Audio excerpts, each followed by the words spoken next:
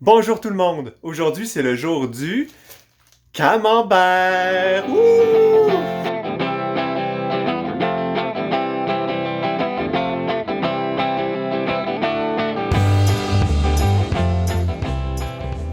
Le fromage camembert est un fromage à pâte molle et à croûte fleurie qui se développe sur plusieurs semaines sous l'action d'un champignon, le Penicillium candidum, qui va agir sur la pâte du fromage en la rendant blanche et duveteuse, mais aussi sur l'intérieur de la pâte en la rendant coulante. Plus on va laisser ce fromage-là vieillir longtemps, et plus l'intérieur va être coulant, et plus son odeur et son goût va être prononcé. Donc voici la recette. La recette s'affiche à l'écran pour 8 litres de lait. Ça donne 4 camemberts, comptez donc environ 2 litres de lait par camembert. Le lait que j'utilise est un lait régulier du commerce. J'utilise du lait 3,25% qui est pasteurisé et homogénéisé. Si vous avez du lait non homogénéisé, le résultat va être mieux, le caillé va mieux prendre. Nous allons viser une température initiale de 31 degrés Celsius pour cette recette. Nous atteignons cette température indirectement en plaçant le lait au-dessus d'un chaudron avec de l'eau bouillante pour éviter de brûler le lait. Lorsque l'on prend la température du lait, on brasse légèrement pour éviter les différences de température à l'intérieur du chaudron. Et lorsque l'on ne touche pas au lait, on le couvre pour éviter que de la poussière s'y dépose. Lorsque vous approchez de la température, je vous suggère de rester près de votre chaudron pour ne pas la dépasser. Et dès que la température est atteinte, on retire le chaudron de lait du feu. Le premier ingrédient à ajouter est le chlorure de calcium. Pour cette recette, on va y ajouter un demi-cuillère à thé. On dilue préalablement ce chlorure de calcium dans un quart de tasse d'eau non chlorée et on ajoute cette solution au lait en brassant en même temps qu'on l'ajoute. Et on mélange environ 1 minute. Ensuite, on ajoute les cultures. La première ici, c'est la culture mésophilique aroma B, un quart de cuillère à thé. La suivante est le Penicillium candidum, 1/8 de cuillère à thé. C'est cette culture qui va donner la couleur blanche caractéristique du camembert. Le prochain ingrédient est le Geotrichum candidum. C'est cette culture qui va être la première à coloniser le fromage au début de la maturation et préparer le terrain pour Penicillium candidum. On laisse réhydrater toutes ces cultures 5 minutes et on brasse pendant environ 1 minute pour bien intégrer les cultures au lait. On laisse maturer à couvert pendant 30 minutes. Et le dernier ingrédient, et non le moindre, est la présure. Un quart de cuillère à thé que l'on mélange aussi dans un quart de tasse d'eau non chlorée. La présure est un agent très puissant qui, si ajouté directement au lait, risque de causer de très mauvais résultats. Alors on le dilue et on l'incorpore au lait. On brasse doucement en ajoutant la présure. Ça agit très vite. Ici, j'accélère la vidéo pour ne pas perdre votre temps. Mais ce sont de légers mouvements et on ne brasse pas plus d'1 minute. On laisse coaguler pendant 60 minutes, à couvert toujours. On découpe le caillé en colonnes de 2,5 cm. Alors je commence par faire toutes les tranches dans un sens. Je vais faire l'autre sens perpendiculaire ensuite. Contrairement à d'autres découpes de caillé, ici je ne ferai pas des tranches à 45 degrés. Ce ne sont pas des cubes que l'on recherche, mais bien des colonnes. Et on laisse reposer 5 minutes. Donc on va faire une petite visite guidée de la station d'égouttage. On s'assure que ça draine ou ça égoutte dans un endroit sécuritaire pour ne pas faire de dégâts. On laisse reposer les moules de camembert sur une planche à découper et un tapis de bambou. Ici, j'attire votre attention sur le fait que mon tapis de bambou est beaucoup trop petit pour mes moules. Ça va me causer problème plus tard. À cette étape-ci, j'ai décidé de continuer. J'ai d'autres sortes de moules beaucoup plus petits et je les ai déjà utilisés à 4 sur ces tapis de bambou-là et ça fonctionnait. Je les ai confondus avec les moules de camembert et je vais un peu en payer le prix ici. Je vais me compliquer les choses. Le résultat va fonctionner, mais je me complique beaucoup les choses. Vous allez voir.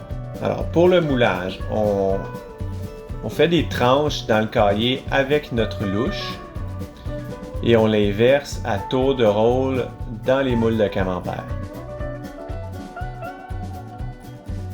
À tour de rôle, on fait des mouvements délicats On y va lentement. On tente de ne pas faire tomber de trop haut le cahier. Ici, vous voyez, le tapis de bambou n'allait pas jusqu'à l'extrémité du moule de camembert. Et ici, on voit ça commence à passer. Le cahier ici est encore très délicat. À la moindre petite brèche, et il va s'y engouffrer. J'aurais pu utiliser des plus gros tapis de bambou. Ici, c'est vraiment mon erreur. Ne faites pas ça chez vous et vous allez avoir de bien meilleurs résultats. Alors, je continue à tour de rôle. Je vais très délicatement. Donc, ici aussi, j'avais une petite ouverture et ça s'écoule. Donc, le but, vous comprendrez que c'est que le cahier reste dans les moules de camembert. Il ne s'en échappe pas. Tout ce que l'on veut qu'il s'en échappe, c'est le petit lait. Si tout le fromage est perdu lors du drainage, nous avons échoué. Alors, utilisez des tapis de bambou beaucoup plus gros que les miens. Au final, je vais réussir mes camemberts, mais je me complique vraiment beaucoup la vie ici. Bon, en raison des fuites que j'observe, je n'amènerai pas le cahier jusqu'au sommet des moules.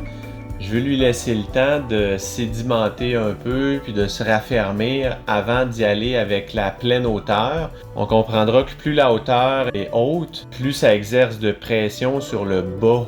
Alors je laisse environ 5 ou 10 minutes juste pour me donner confiance. Vitesse accélérée, vous voyez ici ça diminue assez rapidement au début. Et je continue. Donc il m'en restait du cahier dans ma marmite. Je la distribue à travers tous mes moules. Et ici, je vais aller jusqu'au sommet des moules. Très délicatement sur le moule qui ne m'inspire pas du tout confiance.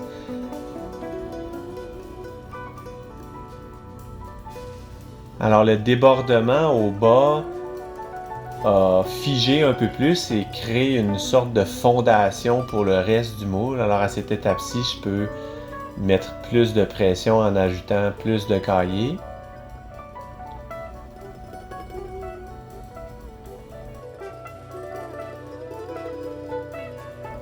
À chaque fois que je quitte, je couvre mon chaudron. Initialement, l'égouttage est très rapide.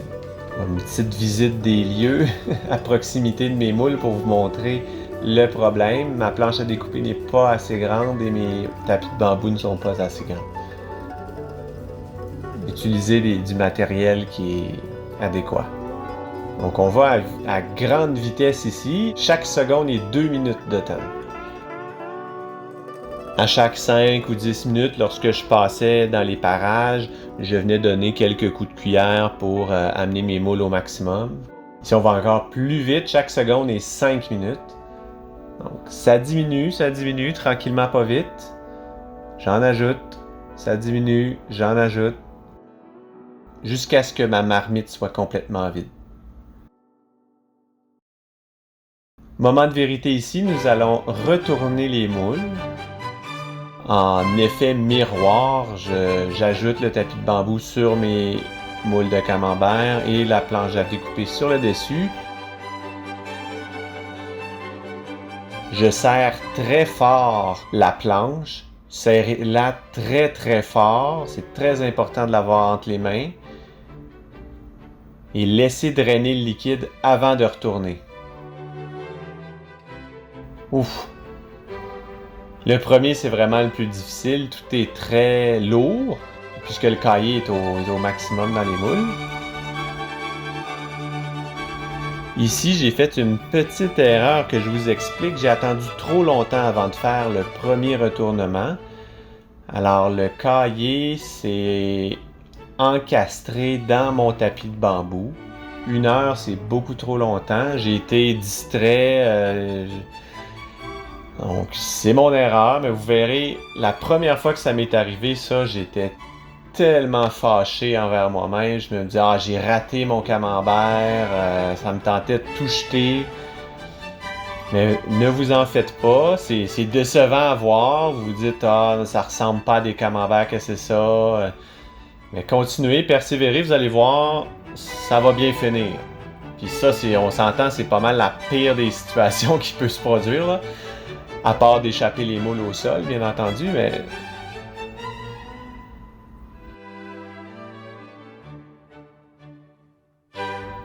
15 minutes plus tard, là, j'ai pas attendu 1 heure. Là. Je vais plus rapidement parce que je veux consolider mes surfaces.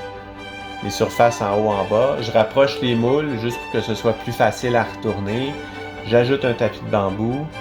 C'est pour ça que je vous suggère d'en avoir 3, parce qu'au début, ils se salissent très vite. Donc j'aime ça en avoir un qui est plus propre pour mon deuxième retournement. On draine en premier. Du petit lait va avoir tendance à rester dans le tapis de bambou. Et si vous ne drainez pas, vous allez voir plus tard, vous allez avoir des surprises. On tourne.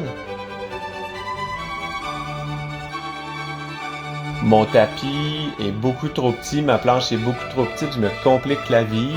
Utilisez des planches et des tapis plus gros, là, au moins 3-4 cm de plus de chaque côté, surtout sur les côtés courts de ma planche, vous allez avoir de bien meilleurs résultats. Donc ici, au deuxième retournement, on voit que cette surface-là est déjà beaucoup mieux que la première. Et souvenez-vous, je n'ai attendu que 15 minutes pour faire ce retournement-là. Alors, la surface n'a pas eu le temps de s'encastrer dans le tapis de bambou. C'est parfait.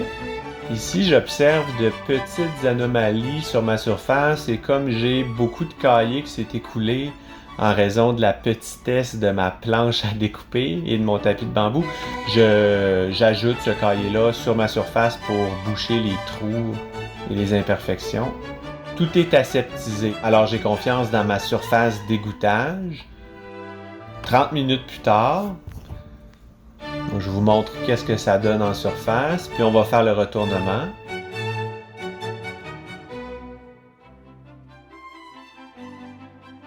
Ma planche est vraiment petite, alors c'est au millimètre que je dois m'assurer que tout est en ordre. Je retourne. Vous voyez à quel point c'est précaire. Mes moules sont à 20% à l'extérieur de ma planche à découper. Ce n'est pas du tout idéal. Je corrige les petites imperfections que j'observe. Mais somme toute, souvenez-vous, c'était la surface qui était désastreuse tout à l'heure. Alors un simple retournement et ça s'est corrigé. Alors ne soyez pas fâchés envers vous-même si vous observez le désastre de tout à l'heure. 1 heure plus tard, donc ici j'allonge la durée entre les retournements.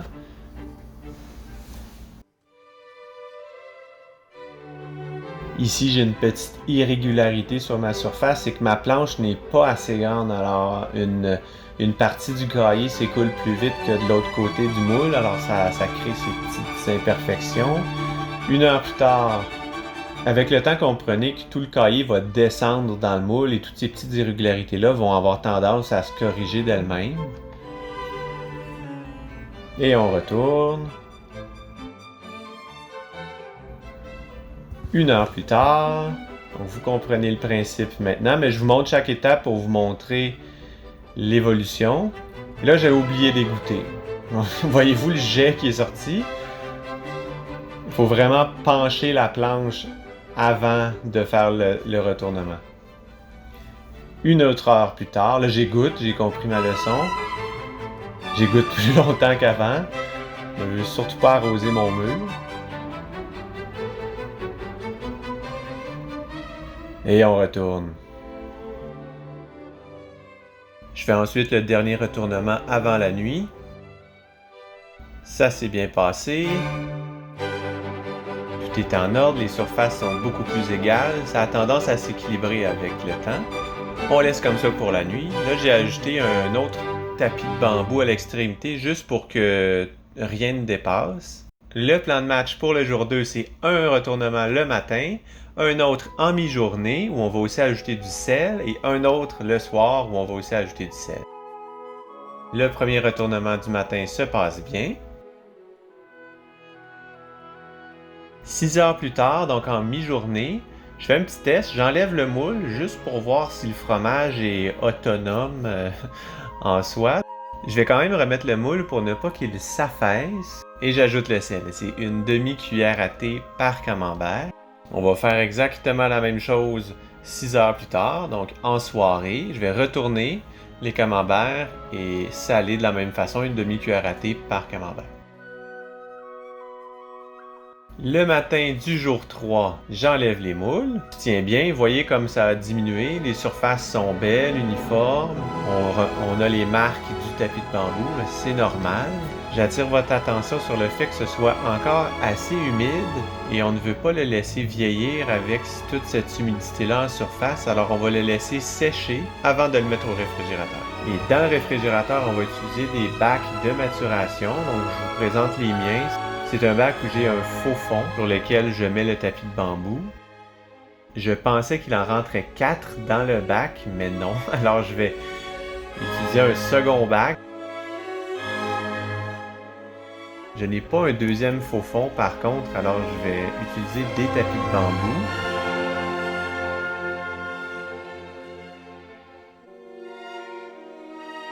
Je laisse sécher légèrement la surface avant de le mettre au réfrigérateur et pour éviter que la poussière se dépose sur les fromages, je mets un coton fromage. 6 heures plus tard, la surface est beaucoup plus sèche. C'est parfait, ça va pouvoir être transféré au réfrigérateur. On réfrigère à 9 degrés Celsius à 95% d'humidité jusqu'à couverture complète du Penicillium candidum. Donc c'est environ 2 semaines. On retourne à chaque jour, c'est bien important, pour que le Penicillium candidum soit uniforme. Le lendemain, on voit bien que de la buée s'est formée sur les parois du bac et sur le couvercle. Donc c'est ce qui me dit que l'humidité est bonne, mais dans le bac avec un seul fromage, l'humidité est moindre. Alors les fromages libèrent de l'humidité avec le temps. Je vais uniformiser un peu les choses, je vais faire... Bon, il faut les retourner à chaque jour, alors je vais le faire. Je vous le montre pour cette journée-là. Je vais économiser votre temps et je ne vous montrerai pas chacune des journées où je retourne le fromage. Sauf qu'ici, je vais uniformiser les bacs, je vais mettre 2 fromages dans chacun pour que les conditions soient similaires d'un bac à l'autre. Ici, c'était ma première journée de retournement, ce n'était pas mon meilleur, mais c'est celui que je vous montre.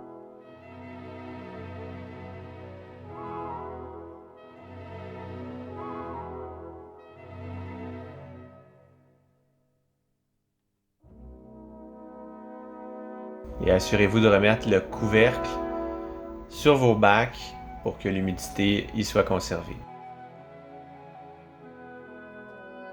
2 semaines plus tard, on a une couverture complète. C'est le temps d'emballer. C'est maintenant l'heure de la dégustation. Je ne peux pas croire qu'il y a à peine un mois, ce fromage était du lait au magasin près de chez moi et qu'avec quelques ingrédients, un moule, il a été transformé comme ça. C'est très impressionnant comme expérience à faire. Je vais le couper. C'est ce qu'il faut faire avec ça. Vous remarquerez qu'il y a un petit intrus. En fait, pendant la vidéo, si vous vous souvenez, quand est venu le temps de faire mes retournements, j'avais une planche à découper qui était trop petite.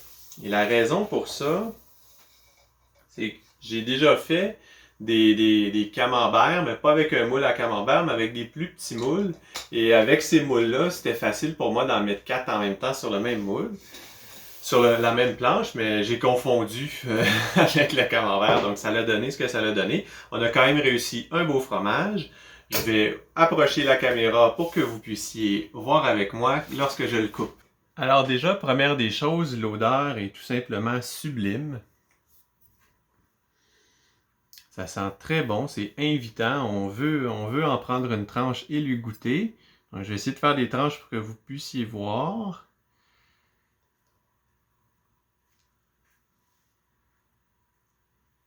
Et voilà.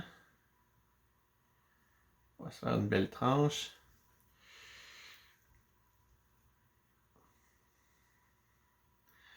Donc voilà notre camembert. C'est un fromage qui va être maturé de l'extérieur vers l'intérieur. Alors le coulant dans votre fromage va toujours être à l'extérieur. Donc on voit que j'en ai perdu beaucoup. C'est le genre de fromage qui avec un pain, on peut venir chercher ce qui reste sur notre planche à découper. Donc je vais le mettre ici. Puis bon, de la même façon, Donc le plus petit, c'en est un que j'ai fait 3 ou 4 jours plus tard, avec la même recette, mais un moule différent. Donc si vous n'avez pas le moule à camembert, rien ne nous empêche de le faire avec des plus petits moules. Ces moules-là, avec le fond, par contre, quand on vient les retourner, on n'a pas accès visuel sur ça. C'est peut-être un petit peu plus difficile, mais c'est possible là, de les faire avec des moules avec un fond. Goûtons.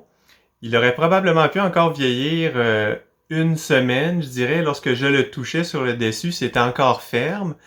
Pour avoir une texture qui est plus uniforme dans le fromage, vous pouvez attendre, touchez-le, dépendamment de la température de votre réfrigérateur, puis de l'endroit dans lequel il se trouve dans votre réfrigérateur. La durée de maturation peut varier. Alors touchez-le et lorsque la texture ce sera un peu plus molle, ce sera votre indicateur. Ou si vous les préférez plus fermes, allez-y plus tôt. C'est votre décision. Wow. Wow. C'est comme le camembert que je pourrais acheter au magasin près de chez moi. Donc, je ne prétends pas faire un camembert comme il est fait en Normandie. C'est un fromage que j'ai fait chez moi avec du lait qui n'était pas cru. Donc, bien évidemment, c'est un peu différent, mais par rapport à un camembert de l'épicerie près de chez moi, c'est la même chose. J'aurais même tendance à dire qu'il est meilleur. Wow! Ouh! Là, j'ai eu le coulant du tour.